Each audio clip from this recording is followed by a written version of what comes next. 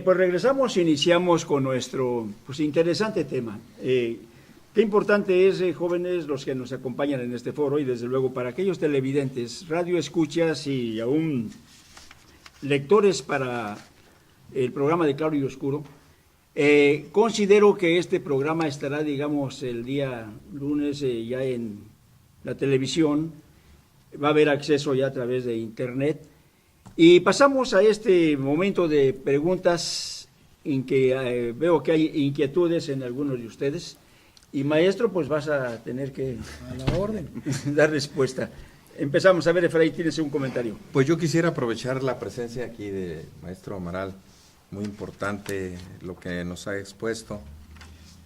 Algo que me llama la atención, usted al principio decía que, tomando como ejemplo México, vive un derrumbe ético y moral.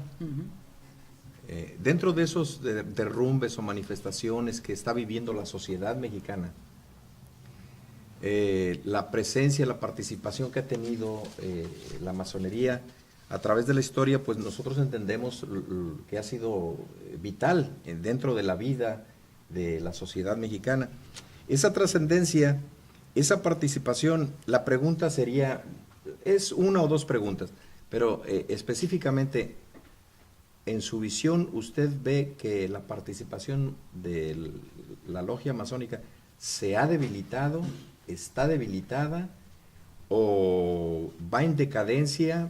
Porque hablaba también de una reconstrucción aún dentro de ello, porque dentro de esos movimientos que hubo, el artículo 24, donde México pues fue de alguna manera violentado en lo que estaba viviendo, la sociedad esperó, específicamente dentro de lo religioso, esperaba que la logia masónica levantara la voz, que se manifestara. ¿Qué nos podría decir de eso? Con mucho gusto. Dije hace rato que todo organismo se corrompe y se degrada. Y llega el momento en que se enferma y si no se cura a tiempo se muere.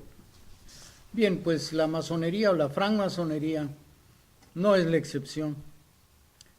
La francmasonería en México se contaminó, no voy a decir se corrompió porque sería ya irme demasiado lejos, pero entre comillas, la oficial o reconocida oficialmente por el Estado, por el gobierno como interlocutor para llevar y traer asuntos relacionados con la masonería, fue afectada por la permanencia de 84 años continuos de un único partido político que en México dominaba la política en general. Y decir la política es decir todo lo que se realiza dentro de una sociedad. Así es que esta masonería se fue de alguna manera contaminada por la política partidista. Y las consecuencias pues no se dejan esperar. Se aprisionó a un médico muy respetable, un ser humano que haciendo del derecho natural de defensa ante la ausencia de defensa por parte del Estado en Michoacán, concretamente me refiero al doctor Mireles, se lo hace prisionero por haberse armado para defenderse él y defender su pueblo donde vive. Y resulta que es masón.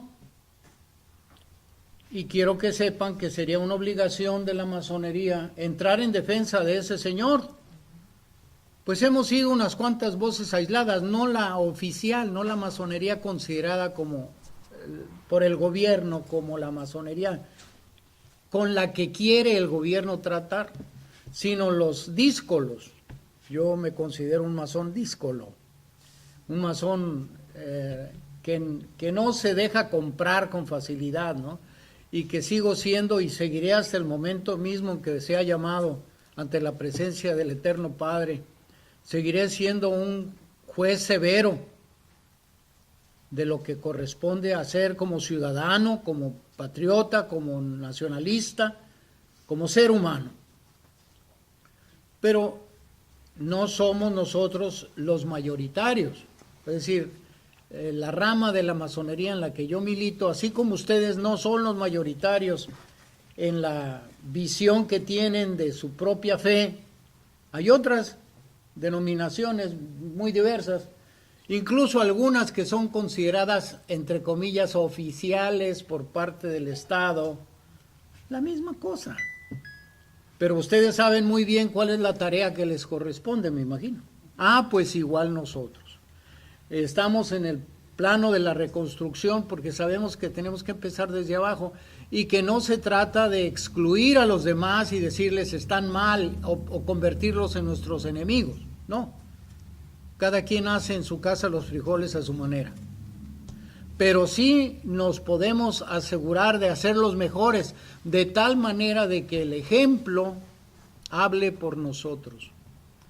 Y puedo decirles que en ese caso, la federación a la que yo pertenezco, hacemos las cosas de tal manera que nos sentimos profundamente orgullosos de la tarea.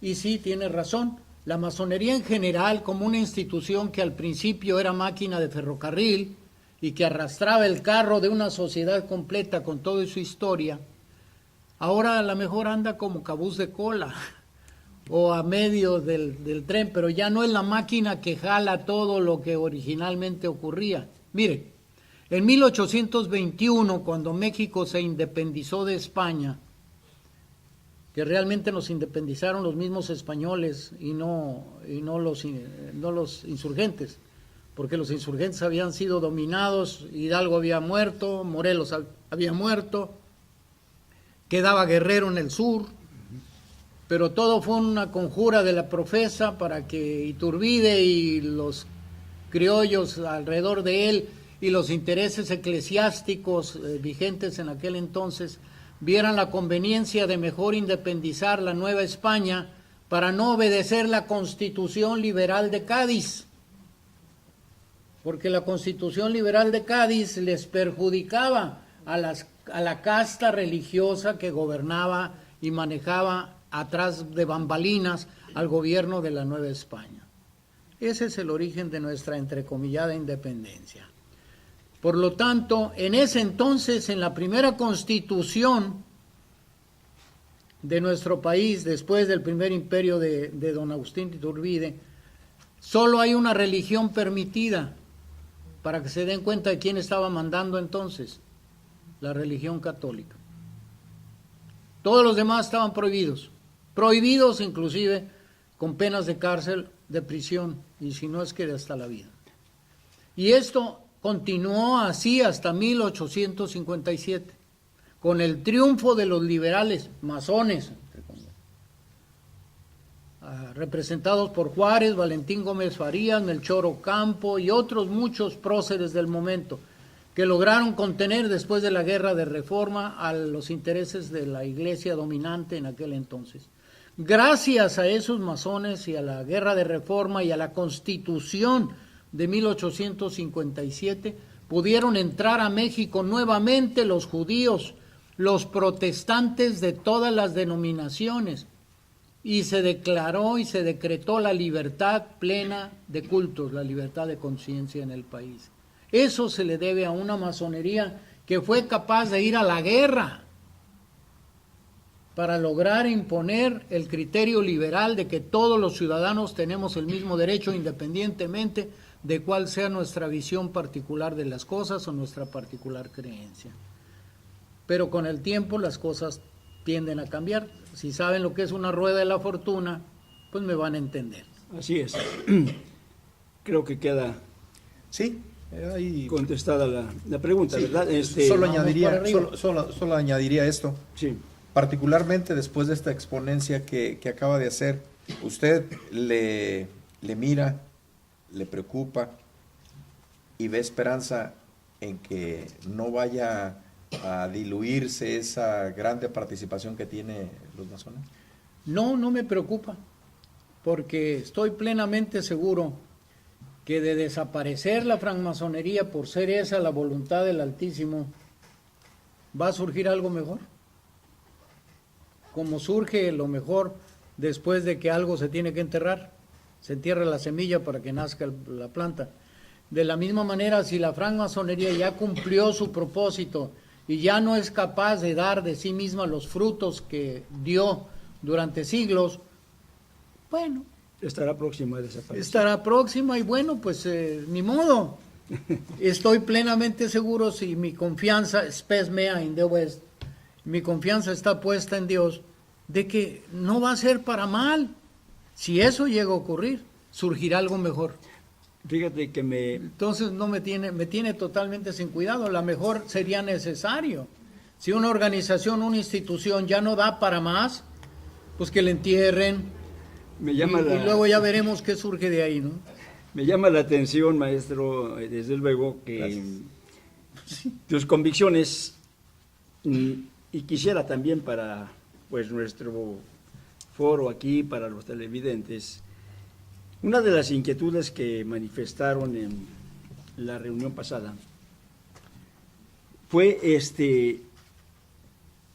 la masonería estaba divorciada de la religión. No me refiero a la masonería, digamos, de francmasón que llamas tú, que son los de actualidad, sino la original, la del principio. ¿Tenía un divorcio con la religión? ¿O se mezclaba, digamos, la práctica de la masonería, de la hermandad, se mezclaba con X o cual, digamos, religión? Qué interesante.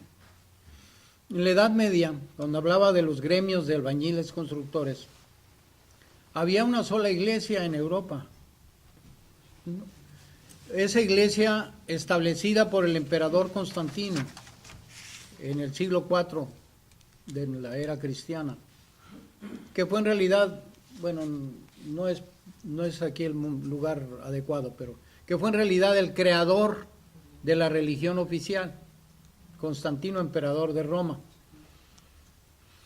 que necesitó hacer eso porque en un imperio que había crecido tanto y tenían tantos dioses y tantas costumbres y tantas lenguas y tantas leyes y tantas reglas tan diversas, que el emperador Constantino entendió la importancia de establecer un credo único, al que se dio en llamarle católico, que en griego significa universal.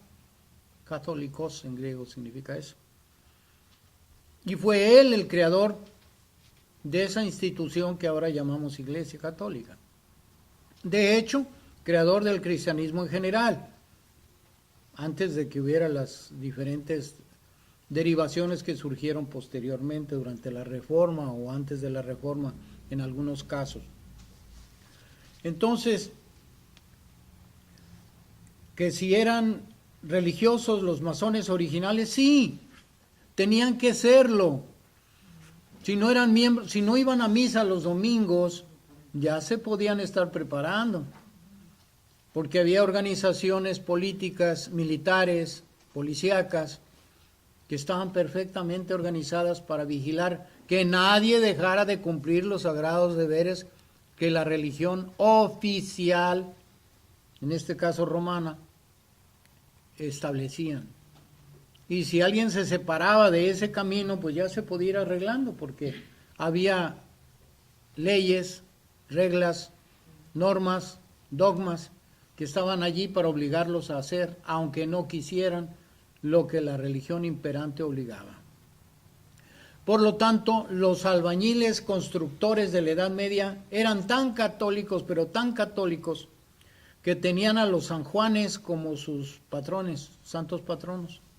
San Juan Bautista, la fiesta de San Juan Bautista, y San Juan Evangelista, dos fiestas anuales que corresponden a los solsticios, caen los solsticios de verano y el solsticio de invierno. Entonces, salían los masones con sus pendones de las logias que formaban, o gremios, la logia era un gremio, y el cura, con el saumerio por delante, iba abriendo paso. Los niños que van adelante vestidos, ¿cómo les llaman a los niños? Monaguillos. Los monaguillos abriendo el paso y echando los saumerios correspondientes. Y culminaba la fiesta de San Juan con un desfile de los masones. Estoy hablando de la Edad Media. Y lo mismo ocurría en San Juan Evangelista. como la fiesta de San Juan Bautista. Entonces, originalmente, los masones tradicionales o constructores, albañiles, eran católicos, porque todo mundo era católico. Como nacer en México en 1940 y tantos era ser priista. Yo nunca entré a ese partido. O ser guadalupano. O ser guadalupano. Y sin embargo, ya por institucionalidad y porque así está organizado el sistema, el esquema de gobierno, las presiones sociales y demás, todo estaba organizado de esa manera. Cuando yo recibí mi plaza de maestro normalista por primera vez para servir como maestro rural en el norte de Sinaloa, en un pequeño pueblo llamado Yecorato, en el municipio de Choix, estoy refiriéndome a los primeros años 60, me dieron mi credencial del partido, yo recibo esa credencial, ¿y esto qué es? Pues es que nuestro sindicato pertenece al partido y usted como miembro del sindicato, miembro del partido, pues muchas gracias, pero no sería importante que yo lo decidiera. Pasa lo mismo que con la religión, ¿cómo que me van a imponer una religión? Si yo la decido, bueno. Una hermana mía desde San Francisco llegó con todo el respeto que me merece. La última vez que la vi era católica, la siguiente vez que la encontré ya había abrazado una nueva fe, porque su mamá la abrazó y cosas por el estilo. Y vino y me dijo, hermano, quiero que vayas conmigo a San Francisco porque tú eres el hermano mayor. Y por ser el mayor, queremos bautizar a mi papá, que es tu papá, ahora mi padre. Bautizarlo, pues está muerto. Pues sí, pero en nuestra la religión de ahora, se pueden bautizar los abuelitos, bisabuelitos, tatarabuelitos y para arriba. Por los muertos. Dije, mira hermana, me vas tú a disculpar, pero mi padre tuvo libre albedrío, que se lo otorgó el Creador. Y durante su vida él pudo haber escogido ser lo que tú eres ahora, o no sé qué otra cosa, a lo mejor budista y andar como bonzo, pero era asunto de él. Ya no se podía hacer nada. Ya no se puede hacer nada. ¿Cómo se te ocurre, hermana, con todo el respeto y cariño que me mereces, cómo se te ocurre pensar que mi padre, tu padre, pueda ser bautizado ya muerto? Sí, pero es que tú eres el hermano mayor y tú puedes hablar a nombre de él. No. Pero es que el elder dijo, pues mira, lo siento mucho. El elder podrá decir lo que quiera, pero yo no voy a decir que sí cuando mi padre tuvo la oportunidad de decir que no. Haber decidido. Por lo tanto, 22 años no me dirigió la palabra, porque por tu culpa no voy a poder entrar al cielo. Te cargó a ti el paquete. Me cargó a mí el paquete porque para poder entrar al cielo necesitaba que abuelos, tíos, nietos, no sé qué tantas generaciones fueran de su fe. ¿Entienden a lo que me estoy refiriendo, verdad? Sí, cómo no, sí, perfectamente. Entonces, era esa la historia de la Edad Media para todo el mundo tenía que ser católico, porque era una religión impuesta por el Estado. Clero y gobierno eran la misma cosa. Tal para cual. Y eso ocurrió en México hasta 1857. Nos tomó bastante tiempo liberarnos, ¿verdad? Entonces, cuando hablabas de que algunos pastores, en alguna ocasión tuve, perdónenme, Sí. tuve la oportunidad de platicar con un pastor de una denominación evangélica y me dijo, es que ahora se han acercado mucho a la Iglesia Católica por razones políticas, porque así les ha convenido, pero me empezó a decir como si él fuera hagan de cuenta que estaba yo hablando con un obispo de la Iglesia Católica, hablando pestes de la masonería. Oye, yo no sé que seamos santos, ninguno de nosotros, pero lo que estás diciendo no es cierto. Y porque no lo es, me atrevo a contradecirte. Tú puedes creer lo que quieras de la masonería, pero ¿por qué no entras? ¿Por qué no ingresas? Y te convences. Como Santo Tomás, ¿verdad? Mete el dedito. Y ya que lo metes, te darás cuenta si lo que estás diciendo es cierto o ¿Es no. razonable o no? Sí. Además, le dije, mira, yo conocí dos pastores, uno bautista y el otro presbiteriano, que eran parte de la logia. sacerdote, el presbiteriano era sacerdote, porque eran como anglicanos, creo que Sí, sí, anglicanos. se ordenan como sacerdotes. Sacerdotes y así es. Entonces, ¿cuál es el problema? Ellos estaban en la logia y nunca encontraron nada que contraviniera a su fe, sus creencias o su forma particular de pensar. Fíjate que en torno a esa primera pregunta que te hice, sin duda, digamos, en el diálogo que se tuvo con estos jóvenes, y quiero que en parte, digamos, se les comente sobre ello. Dentro de la masonería, Rogelio, conocí a dos personajes muy interesantes. Uno fue en la ciudad de Irapuato y otro es aquí en Tijuana, Baja California. Quizás tú conozcas a alguno de ellos, a Rafael García, de aquí de Tijuana. Rafael García Vázquez. Rafael García Vázquez. Sí, cómo no. En la ciudad de Irapuato conocí al que representaba la logia masónica del Valle de México, que es una de las más importantes en territorio nacional en el país. Bien, fue un 21 de marzo. Cuando fui yo, por ejemplo, a dialogar con él, porque vi que no hicieron absolutamente nada para poder contrarrestar la posición del PAN, que es partido de la Iglesia, y que por lógica no hicieron la ceremonia del 21 de marzo por Benito Juárez. Como vi que era un desastre, como periodista, en esa ocasión, mi posición de periodista, me acerqué a él para platicar.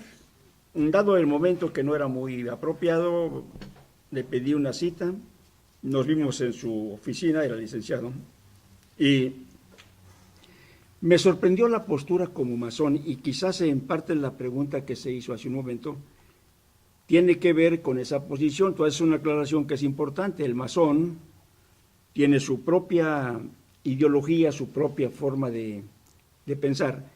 Y cuando traté ese punto con Rafael García, de aquí de Tijuana, totalmente, incluso se molestó.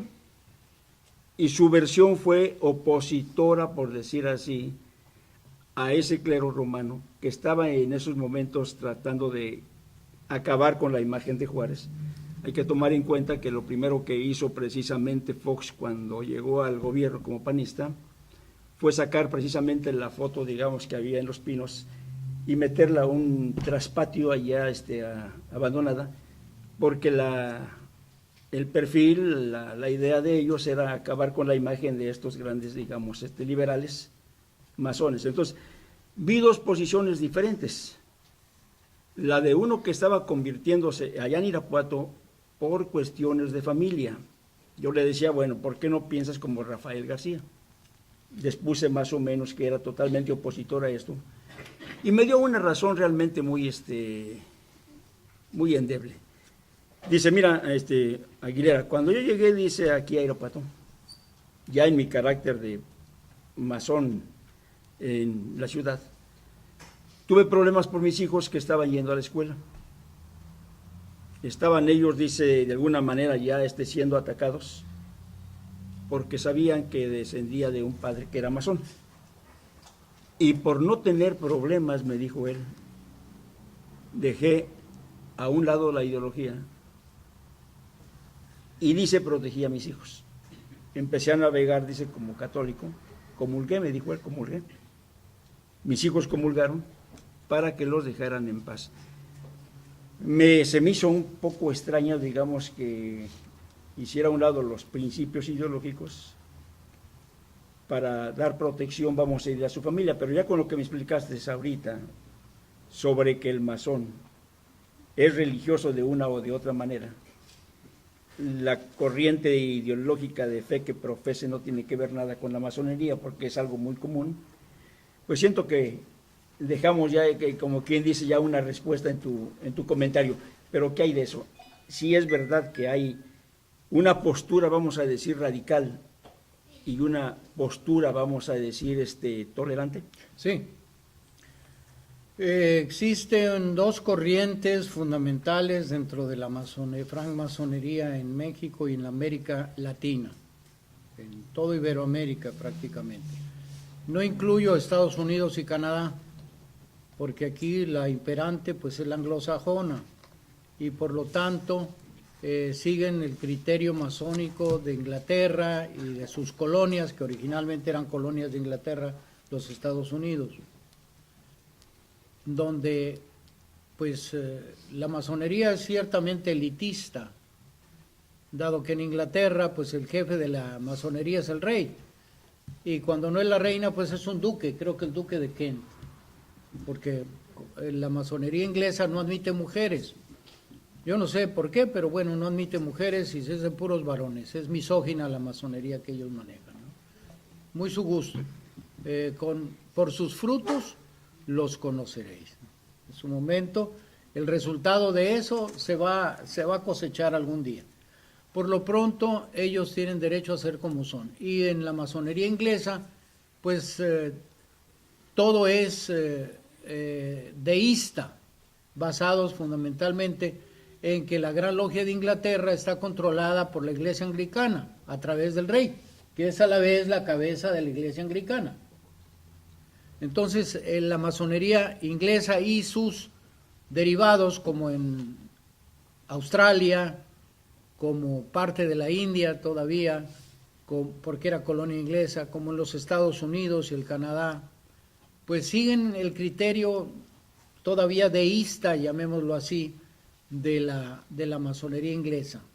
En cambio, en América Latina, de México hasta la Patagonia, hasta la Argentina, la influencia de la masonería liberal francesa es mucho más intensa. Recuérdense que los franceses tuvieron una revolución, la Revolución Francesa, donde se acuñó el lema libertad, igualdad y fraternidad, que no es por casualidad que son los lemas de la francmasonería. De la francmasonería en la América Latina, no en los Estados Unidos, no en el Canadá, no en Australia, ni en los países que fueron colonia de los Estados Unidos. Vamos a ir a otro corte, si me permites, un aplauso y regresamos ahora sí con ustedes, ¿eh?